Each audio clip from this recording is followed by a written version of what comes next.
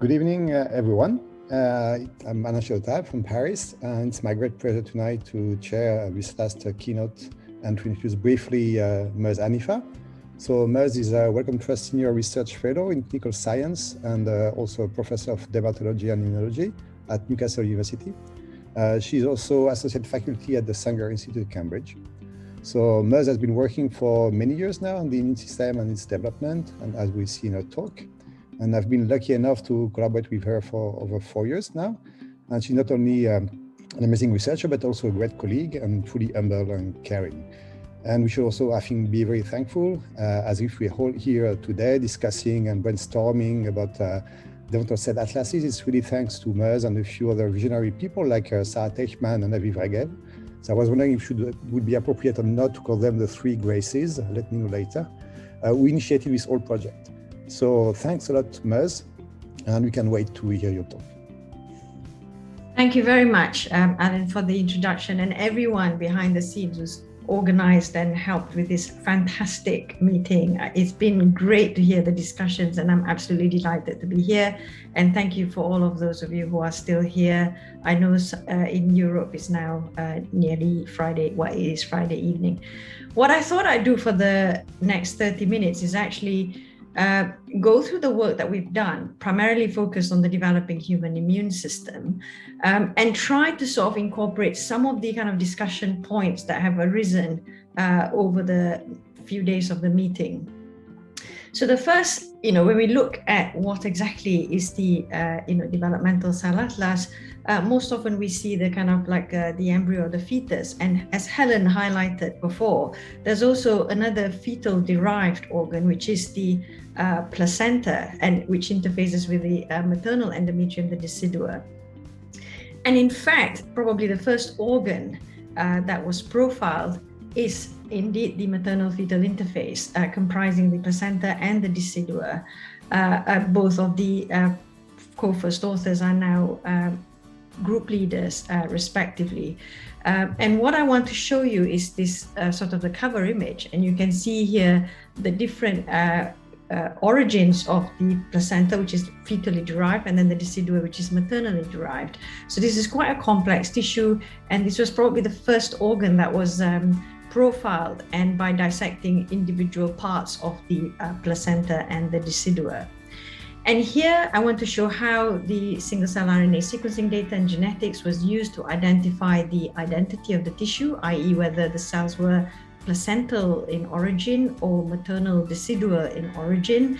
And also we had maternal blood that was also captured in the data set, and that's shown here. And in addition to using the single-cell RNA sequencing data to identify the different cell states, this was also one of the earlier studies that actually tried to infer what we've been talking about in terms of the spatial organization. Where were the cells? How were they communicating with one another? Consequences of these interactions through receptor and ligand interactions, and also begin to see individual sort of tissue units. And these are all the discussions that have come about. So, there's kind of been start of this type of work. And I think the progress in computational analysis and technologies is just going to drive forwards what we can actually learn from these atlasing initiatives. I want to also mention that, here you can see this placental derived immune cell, the Hofbauer cell, the macrophage, and segue now to the work that we've been doing on the developing human immune system, which is another concept to introduce in terms of like occurring over several organs and also across gestational time, bringing in the sort of temporal dynamics into the equation. And also the fact that this is an interdisciplinary sort of like area where it involves knowledge in immunology, primarily focused on the kind of like the differentiated cells and their function, hematopoiesis, how the hematopoietic stem cells differentiate into blood and immune cells, and also developmental biology. And I'll show a little bit about how the sequence of events happens, because it's quite important to sort of know that to kind of begin to construct the framework of the developing immune system. So the earliest progenitors that make blood and immune cells arise in the yolk sac, which is an extra embryonic tissue. And then you have the embryonic aortogonad mesonephros region, which gives rise to the definitive hematopoietic stem cells, which then subsequently seed the embryo. And in the liver, you have the, this organ becomes a dominant site of hematopoiesis from about 5 post-conception weeks all the way to 20 post-conception weeks. And then the bone marrow develops about 11 to 12 post-conception weeks. But bone marrow hematopoiesis really takes on as the dominant site from 20 post-conception weeks onwards and is the major site in our postnatal life. But you've then got these lymphoid progenitors that seed the thymus, differentiating into the different T cell subsets there. And then you have the B cells, which subsequently enter the spleen and undergo further maturation and differentiation, where they form germinal centers. And this really happens after birth. Then you have the peripheral organs, skin, kidney, where immune cells seed and form the peripheral immune surveillance network. And what we really kind of wanted to do was to be able to put this information together. And to do that in human, you can't just label a cell and watch it evolve over time.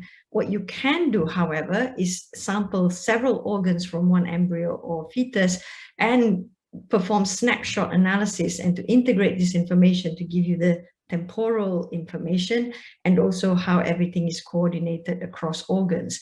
And we were very lucky to have the support of the Human Developmental Biology Resource, which provides the material for research.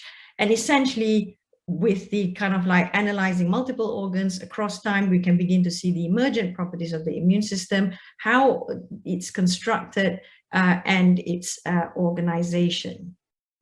So I'm going to try and present the findings from several studies. The first, which we published 2 years ago, really looking at fetal liver hematopoiesis, but also takes into account of data from yolk sac, which contributes to the blood and immune development before that, and also exemplars from non-lymphoid tissues as to the fate of these cells.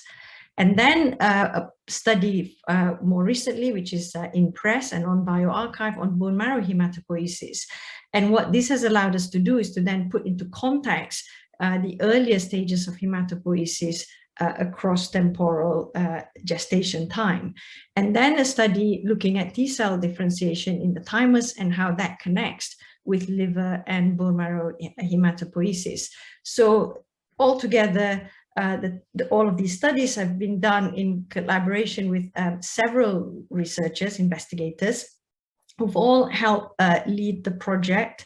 And just to highlight the interdisciplinary nature, bringing in immunology, hematopoiesis, developmental biology, and also bioinformatics and computational. So, and these are just, there are so many other collaborators that I haven't mentioned here. And it is really this way that we can, extract the most information from the data sets. So in the liver data or manuscript, we looked at not just liver cells, but also cells from the skin and kidney I mentioned, and the yolk sac. And then from bone marrow, it's basically 11 to 19 post-conception weeks, and the thymus from 7 to 17 post-conception weeks. And really for bone marrow and thymus is because this is when the organs develop. And for each organ, liver, bone marrow, and thymus, there are about more than 100,000 cells per tissue. Take-home message about the blood and immune cell development is that it is completed in human by 20 post-conception weeks. This is the second trimester. The striking thing about fetal liver hematopoiesis is that you do not see neutrophils developing. However, in the fetal bone marrow is when granulocytes such as neutrophils, eosinophils, and basophils first emerge. We can then take this data set, and as we were doing this work, there was also development in the technology, and again, something that we discussed about, combining multiple modalities in the measurements. And here is an example of how we used CiteSeq, which allows you to look at RNA, shown here in the red data set, and then protein here in the blue visualization, and leveraging this information. And this is really good example. Before this, we couldn't really distinguish early megakaryocyte and megakaryocytes, and these are examples of how we can have protein level data that can help individuals or other researchers to actually probe these populations further. Another advantage of these kind of data sets during development from multiple organs is the ability to then compare with what you see in the cord blood and adult bone marrow. And here we use the data set that was contributed by Aviv Regev and team into the HCA data portal. And we look forward to actually now beginning to incorporate pediatric data sets from the announcement of the CZI pediatric network to really begin to put into context how hematopoiesis occurs across organs and the human lifespan. And I'm now going to give an example of how these comparisons are informing us. So this is myeloid cells, yolk sac, fetal liver, fetal bone marrow, and adult bone marrow. I mentioned the emergence of the granulocyte lineage, and then also the establishment or the diversification of the various dendritic cell subsets really occurring in the fetal bone marrow. So we wanted to ask the question, are we really seeing granulocytes in the fetal bone marrow? And also, why do we get granulocytes in the fetal bone marrow? And granulocytes are characterized by their polymorphic nuclei, multi-lobe, so you can actually look at them morphologically. So we leverage these surface markers from our single-cell RNA sequencing and isolated single cells for both single-cell transcriptomics and morphological analysis.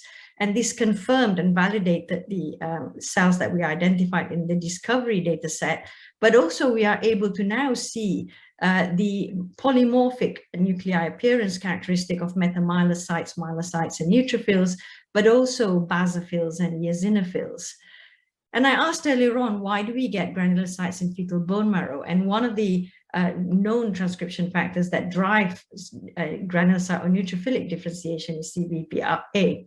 And you can see here how the expression profile of the transcription factors driving neutrophil differentiation is higher in the GMP fraction of the fetal bone marrow relative to that in the fetal liver. And you can see here the GMP in the fetal bone marrow already having some of the cells having monocyte signatures and other cells having a neutrophil signature. So clearly this differentiation is already happening at the GMP and is being driven by specific expression of transcription factors. Another lineage that also becomes very dominant in the fetal bone marrow is B lymphopoiesis. You can see here how it's quite comparable in terms of proportion of hematopoietic cells in the fetal bone marrow and adult bone marrow. But what's very striking is really the preponderance of progenitors of the B lineage, pre-pro B cells, pro B cells, and pre-B cells, relative to the adult bone marrow, which has far fewer of these cells. And interestingly, if you look at childhood leukemia, it is mainly B lymphocytic leukemia, and this probably is also partly accounted by the fact that you have a higher substrate of progenitors where malignant transformation can occur. And indeed, when you look at the genes that are known to be involved in lymphocytic leukemias, they are more highly expressed in cells in the fetal bone marrow compared to the adult bone marrow, which I haven't shown here. What we also learned about human B lineage differentiation in the bone marrow is that it is accompanied by proliferation, a phase of cell cycling, and then selection during the heavy chain rearrangement, which occurs in the pre-B fraction, and then the heavy and light chain preponderance in the immature B cells. And this cycling accompanied by apoptosis, if the cells fail to be selected, prunes the B lineage and allows naive B cells to be generated in the fetal bone marrow. Then we can begin to think about the T cells. So we have the lymphoid progenitors. Here are the progenitors in blue from the liver, and then the thymus, which are the progenitors here, and then the double negative T cells. And you can see here some, the overlay in the projection and also the similarity in the transcriptome, and also in terms of inferred pseudotime, suggesting that these lymphoid progenitors from the liver, and we also see them from the bone marrow seeding the thymus. And then once they enter the thymus, they undergo the double positive stage. And then here are the single positive and invariant T cells that are all made. And one of the discussion points was, how do we leverage this data set? And this is a transcription factor network analysis where we've predicted the transcription factors that drive these differentiation. And these are things that can be then tested in vitro models, Can we make an artificial thymus? And also in vivo animal models to see whether their role in differentiation. Now we can integrate that information about what's happening in the fetal bone marrow. So if you look at the thymus, we mentioned earlier about the double negative, double positive cells, but in the fetal bone marrow, these are primarily single positive cells.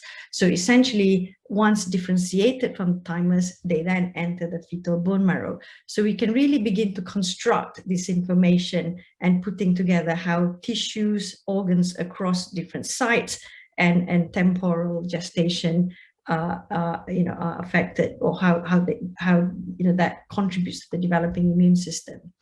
So two things I want to touch on in terms of what we learn, and that's to do again also with discussion about intrinsic properties of cells during differentiation and their microenvironment, the extrinsic properties that shape the differentiation. And I'm going to illustrate this too from the studies of the developing immune system. One, we looked at the molecular profile of these cells. We also supplemented that with functional assays, whereby we isolated single cells and then perform colony culture from single cells, and then read the output of these differentiated progenies by FACS profiling to understand what's actually happening across the tissue and in one tissue or organ across gestational time. So one thing we found was that the CD34 progenitor state is tissue specific. So here are all the progenitors. And if you look at the fetal liver, you have a lot of progenitors that are sort of showing early commitment to the erythroid lineage, relative to the fetal bone marrow, where the erythroid differentiation progenitors are less abundant, but in contrast, there's a greater preponderance of lymphoid and myeloid differentiating progenitors. So this is one of the reasons, or how the kind of like an intrinsic property of the cells differentiating accounts for the composition of the blood and immune cells in those organs. And if you then took fetal liver hematopoietic stem cells from the different gestational stages, you'll see that the ability to form erythroid colonies declines, the ability to differentiate to B lineage and myeloid colonies increases, the propensity to do that increases when you take HSCs from higher gestational stage. You can now compare this by taking paired HSCs from fetal liver and bone marrow. And you will see that the fetal liver HSCs has a greater potential to form, greater potential to proliferate in contrast to the bone marrow HSCs. But what's really interesting is the ability of the fetal bone marrow HSCs to differentiate into myeloid colonies is far greater than the fetal liver HSCs. So this is really the intrinsic properties of hematopoietic stem cells from the fetal liver changing across gestational time, and how fetal liver hematopoietic stem cells and fetal bone marrow hematopoietic stem cell intrinsic properties are also different across the two tissues. What about the extrinsic environment, or the tissue environment? Our study was the first to look at fetal bone marrow stroma, in fact, human bone marrow stroma, and we found all of these different cell states. And we aligned them with the mouse. Again, a lot of talk about comparing across species, and they do align reasonably well, actually very well across the two species for the stromal compartment. And what we were struck with was the differential expression of some of the transcripts, and also present at protein level, distinguishing two different types of endothelial cells, one expressing sinusoidal endothelial cell markers, and the other expressing what the cells, endothelial cells at the tip of growing vessels. And the primary distinguishing expression is CD34 and also VEGFR2 or KDR being the gene. So this is the fetal bone marrow, and this is the imaging. And you can see here, these are the blood vessels at the metaphysis and the blood vessels at the diaphysis. And these have a higher expression of CD34 relative to VEGFR2, and here there's a higher expression of VEGFR2 relative to CD34, and this account for the type L and type H mouse fetal bone marrow vessels that have been described. And this is a clear example. You can see these sinusoidal vessels, broad lumen within them, in contrast to the high levels of CD34, lower levels of VEGFR2 at the metaphysis, forming these kind of like capillary loops. And we can now compare these sinusoidal endothelial vessels, again, between bone marrow and liver, both at the transcript and also the protein level. And some of the transcripts and protein that are more highly expressed relate to the ability of the sinusoidal endothelial cells to retain HSCs and also egress of the more mature cell states, really giving more insight into how the extrinsic environment of where hematopoiesis occurs is being regulated. And then what can we do with this data set? Essentially use it as a reference to map alterations and disease. And I'll give you 3 examples. One in Down syndrome caused by trisomy 21. And here you can see the fetal bone marrow from Down syndrome of 12 to 13. And you can see the predominance of erythroid cells in Down syndrome fetal bone marrow relative to the contraction of the megakaryocyte and B lineage in the Down syndrome fetal bone marrow. And again, we can take the hematopoietic stem cells from the fetal bone marrow from Down syndrome and non-Down syndrome. And you can see that in Down syndrome, there's a greater predisposition to form erythroid colonies, accounting for the relative proportion of erythroid lineage that we see in those in Down syndrome fetal bone marrow.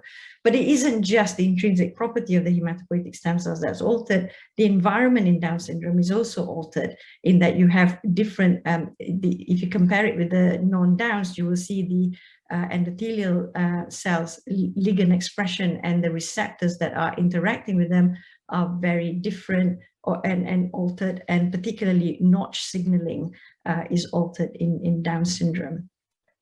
Having an extra copy of chromosome 21 doesn't just mean that you have the genes on chromosome 21 highly expressed. The consequences are actually more diverse, occurring across multiple cell states and across many chromosomes. So it's quite a complex picture that then affects the outcome of hematopoiesis in Down syndrome.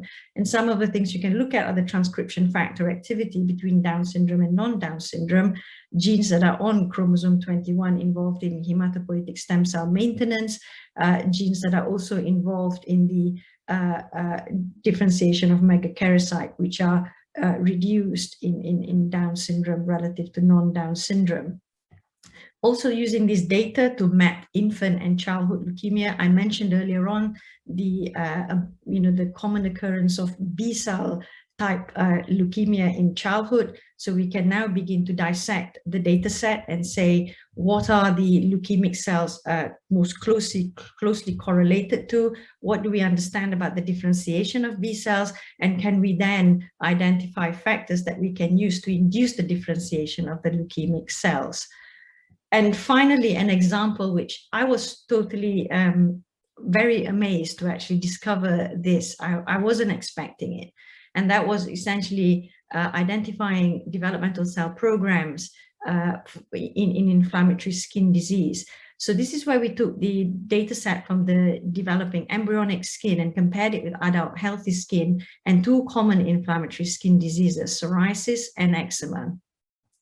And what we found was the one type of the vascular endothelial cells correlating with the developing endothelial cells, the same with the macrophages. But what was surprising about these macrophage and endothelial cells that seemed to be transcriptionally enriched with the development counterparts were that they were expanded in atopic dermatitis and psoriasis relative to the other subsets, which led us to ask what exactly are the functional properties of these cells and what they may be doing.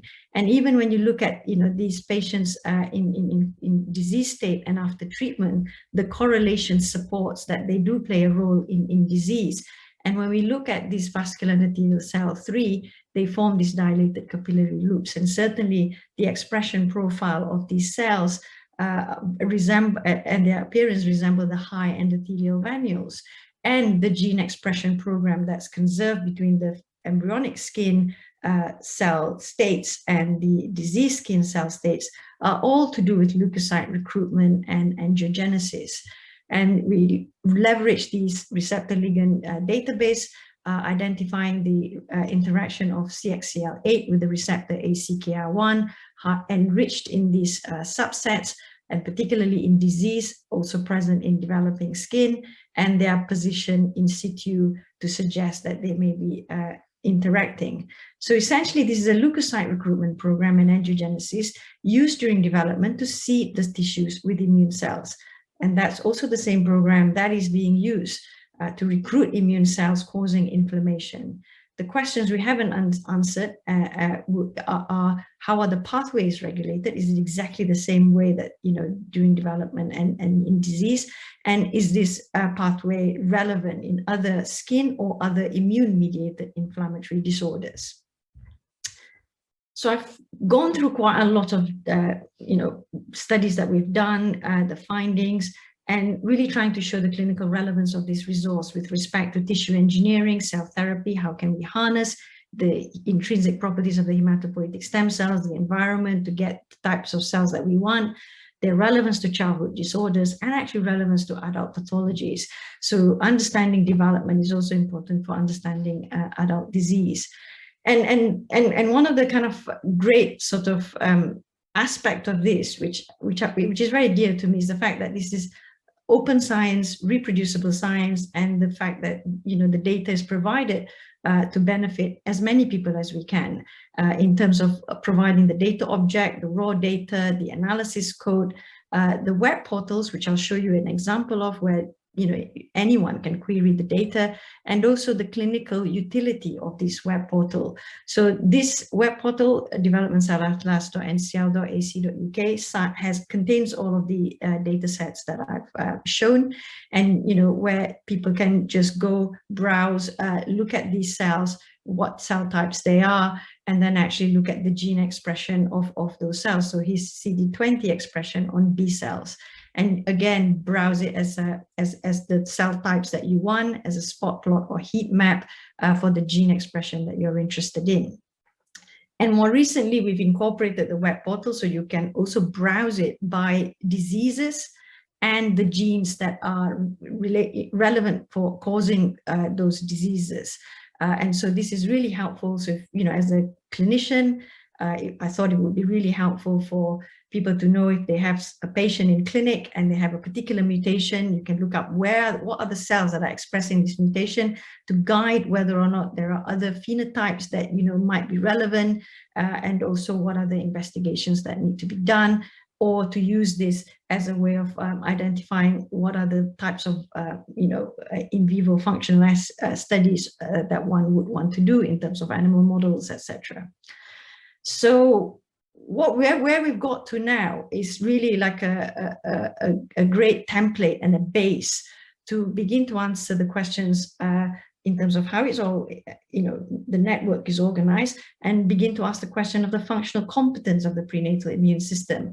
And one of the studies done recently in the fetal gut was able to identify the cells that come together to form lymphoid tissue. So this is really going to be very exciting progress moving forwards for the developing immune system. What about the developmental cell atlas in general?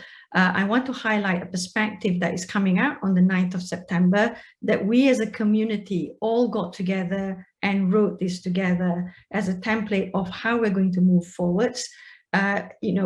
There are 3 network coordinators. I've, Standinas and Diantela and myself. And again, in the previous session, there was a question of how do we reach out? And if you do want to reach out about human development work within the HCA, please just email development@humancellatlas.org.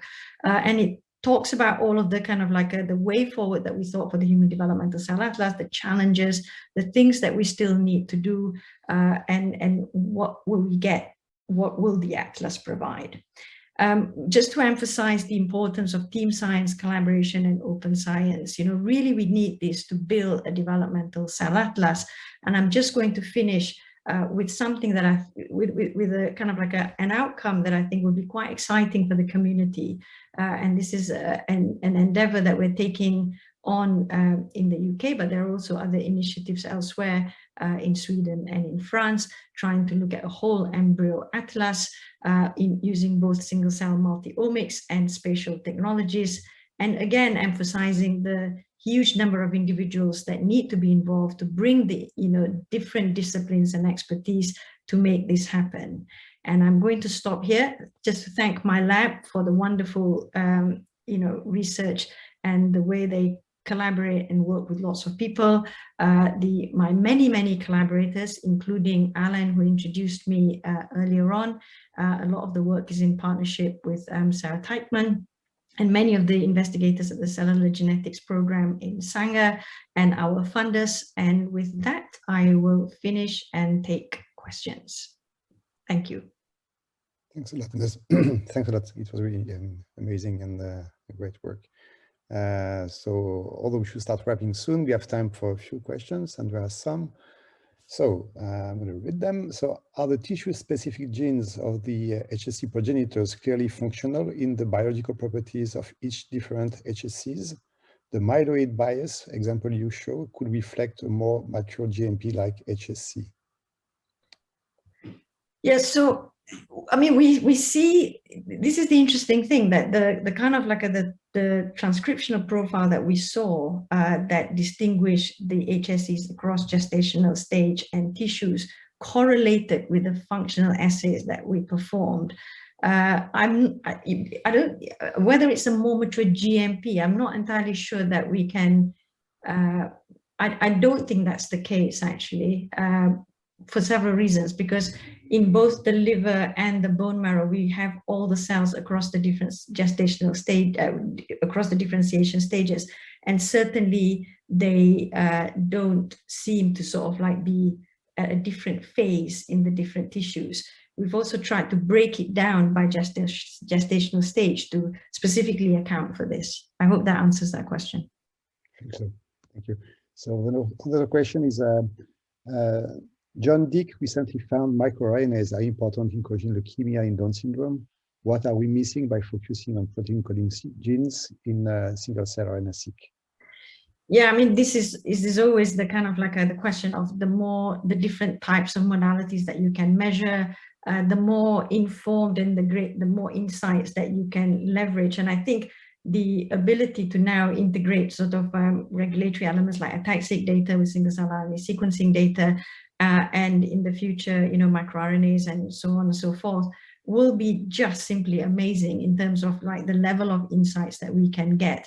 I mean, certainly we don't know how, or you know, the actual process, the pathogenic process of why you do get leukemia and Down syndrome and the different types of leukemia that you can get there.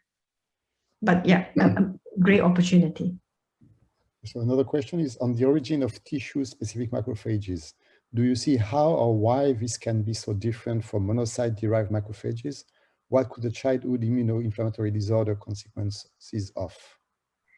So this is a very interesting question that I've kind of tried to answer from the very first time that I started doing this work, and I don't have a definitive answer as yet. And I don't think you can answer based on transcriptome, because you don't know whether the transcriptome profile just simply converges, diverges, and so on and so forth. And to really begin to answer that, to be able to answer that, we will need lineage analysis, somatic mutation, or you know, those any forms. And I think it would be very interesting to establish whether or not monocyte or yolk-cyte progenitor-derived macrophages actually survive beyond prenatal life, in which tissues and their consequences to inflammatory immunoinflammatory disorders. Okay, so we have another question, not anonymous this time, so from Thomas Ashurst. So fantastic talk, Muz. During inflammation, there can be abnormal hematopoiesis in tissues outside of the bone marrow. Could any of the lessons, concepts from this work be applied in that content? That's a great comment, and it's certainly interesting, at least in kind of like a myelodysplasias, where you have some organs actually performing hematopoiesis, like the skin, and as you highlight, even in inflammation. And I think it would be really, I think one of the ways that we can begin to understand this is whether this is also harking back to developmental programs that allows hematopoiesis to occur in different tissues. Because one of the things that I hadn't mentioned is, in many ways, what we are seeing is a lot of organs are able to sort of like support some form of hematopoiesis, but then subsequently, as the organ develops and differentiates, so as the liver becomes the liver as it is in postnatal life, it stops doing that. And at some point, all of this gets clamped down, like the lung, like the kidney. So I think, you know, whether this reemergence during inflammation is co-optation again of developmental programs will be really exciting to explore. And I think it's going to be our last question, which is for spatial transcriptomics studies, what is the number of target genes to be studied? 50, 500, 1,000 or higher? So what do you think? So it depends what you, so for spatial transcriptomics, if you're using a technology like Visium, then it allows you to measure the whole transcriptome, but not at single cell resolution, but at a small kind of like a 55 micron, or in the next iteration of Visium, 5 microns, or, you know, which will be near single cell level. The other technologies where you are looking at RNA, either, you know, in situ hybridization or in situ sequencing, then you don't study the whole transcriptome, but you get the single cell resolution. And this really depends on the question that you want to ask in terms of the number of transcripts, but also in terms of the, you know, advances in technology. I mean, you know, at the moment, you know, 200 or even 1,000 can be measured, but it's just how the technology scale, and also the ability to sort of like have these robust platforms that can be done in lots of labs. Yeah, so that's the kind of trade-off. For the developmental work, in some ways, one would say the more you can measure, the better, but there are also computational tools and so on and so forth that you can sort of begin to infer the expression in situ. Thanks a lot again, Muz. And I think we are done. And there will be now, I think, conclusion from Gary and others. Thanks again.